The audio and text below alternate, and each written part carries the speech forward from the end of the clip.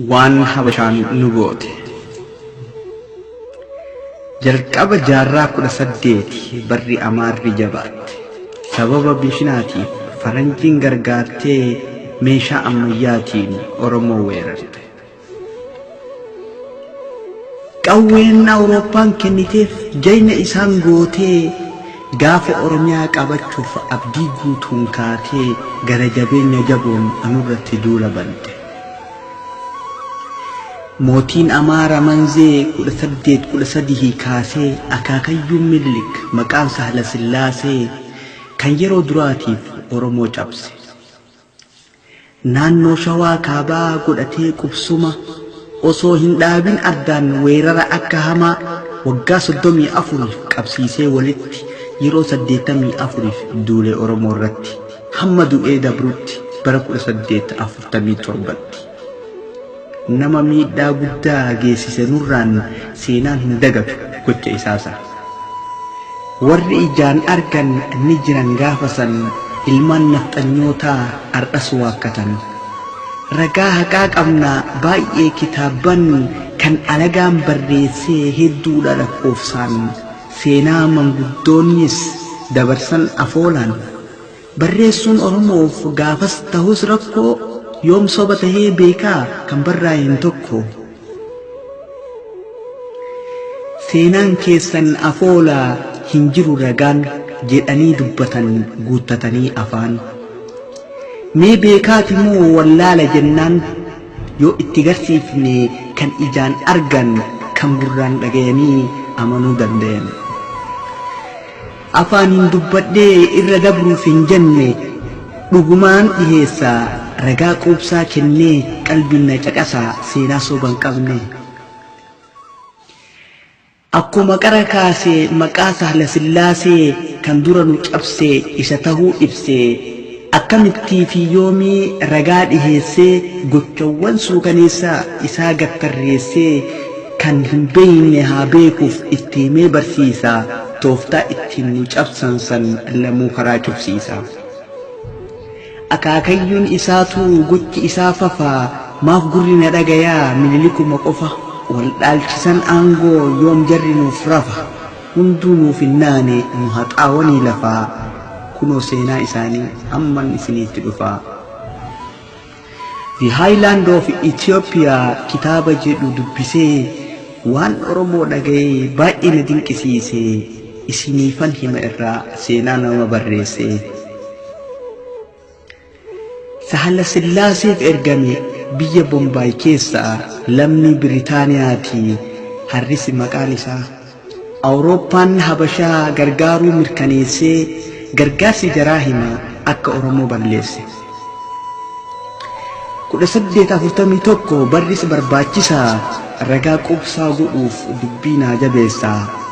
Ebla 24 baruma kana keessa mootummaan Ingilizii akka ajaje ibsee barreessaan Bombaayii xalayaa barreessee hoogganaa injiinarootaa harrisiin dubbisee Ankoobar akka dhaqu gara Sahla Sillaasee Abisiiniyaa kibbaatti ergamuu kan addeesse kitaaba isaarra jira ragaa maxxansee.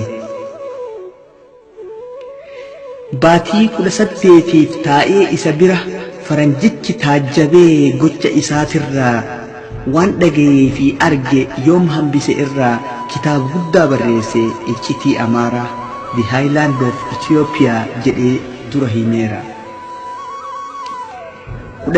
1844tti Londanitti maxxansee yeroon arra dubbisu ilmaan na boochise gocha gara jabeenyaa mootii Sahla Sillaasee mee isiniifin seenessaa dhagayaa waan dubbise.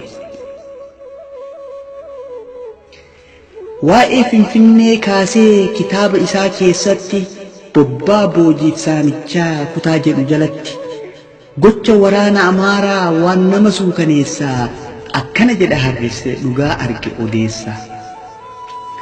Dura Sahla Sillaaseen marii xiqqoo godhee gara loltuu isaatti fuula gara galee ayyaanni abbootii isin haa jajjabeessu jedhee waraana isaatiif erga eebba godhee akka Oromoo barbadeessan gubaa fi qawween qajeelche gara jaraa ajajatti kennuun. kan weeraruuf deeman qe'ee Oromoo laalee haala isaan itti jiran akkanatti xiinxalee dubbadhee jedha harris ani ittiin daballe.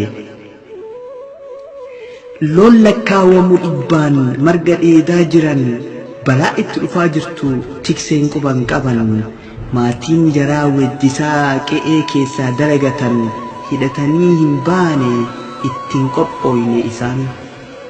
Aduun dhihuuf deemti golgola yeroon jara kana balleessuuf balaan hin yaaddamin waraanni Amaaraa kumaatama ta'an akka bineensaatti warri nama nyaatan osoo isaan hin beekin dhokatanii dhufanii akka galaanaatti irraan dhangala'an.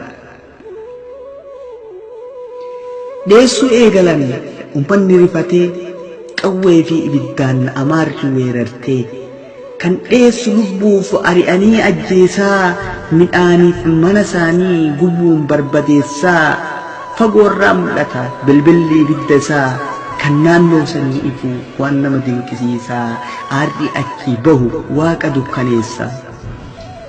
Loonni isaanii oofatuun saamicha gaggeessaa akkasitti Amaarri Oromoo balleessaa yeroo duraatiif seene Finfinnee keessa. Tarkaanfii waraanni isaa fudhate ilaalee Saala Sillaaseen boonee gammachuun if wallaalee dachii gaarii argan tan uumaan badhaate baay'ee mirqaanan warra Amaaraaf taate mandaroota babbareedoo lafa qonnaan miidhayte dirree margi isii halaalarraa lalisu kan burqaaleen bishaan isii fagoorraa calaqqisu gaaddisa mukkeeniin mandara badhaate naannoo yeroo dheeraaf hin weeraramin turte waraanni Amaaraa Finfinnee qubate.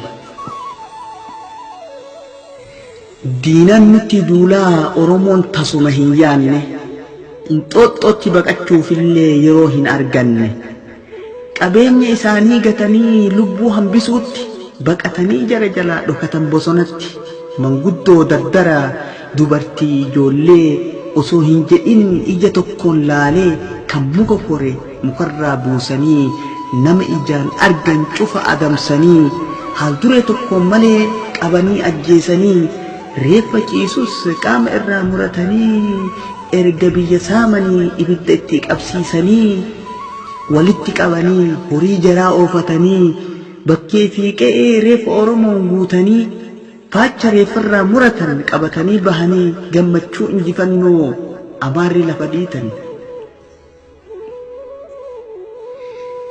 Sirni waraana Habashaa sirna waraanaatii miti kan hundaa'e dagachiisee weeraruu irratti ummata ajjeesuu qaluu bakka deemutti erga Finfinnee qabates hin dhaabbanne achitti waraanni mootii kanaa dabre naannoo biraatti ammas ganda Oromoota kan Yakkaa jedhamutti osoo isaan hin yaadin akkuma Finfinneetti ajjecha daangaa hin qabne raawwate irratti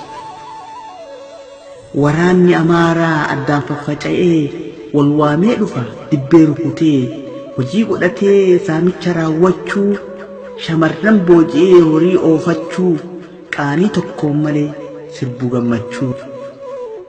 Bultii waraana Amaaraa harriseeroo dubbatu jedha raajiidha halkan sagaleen dhagayamtu karaa tokkoon iyyi loon Oromoo goolamee karaa biraan iyyansa shamarran booji'amee kan gurra nama duuchu kanatti makamee ibidda gubaa jiru mandaratti qabamee. Waggoota 40 gidiraa agarsiisee Oromootti shororkaa akka malee buusee waaqni lubbuu isaa fuudhe Saala Sillaasee 1847 barreessee barbaade.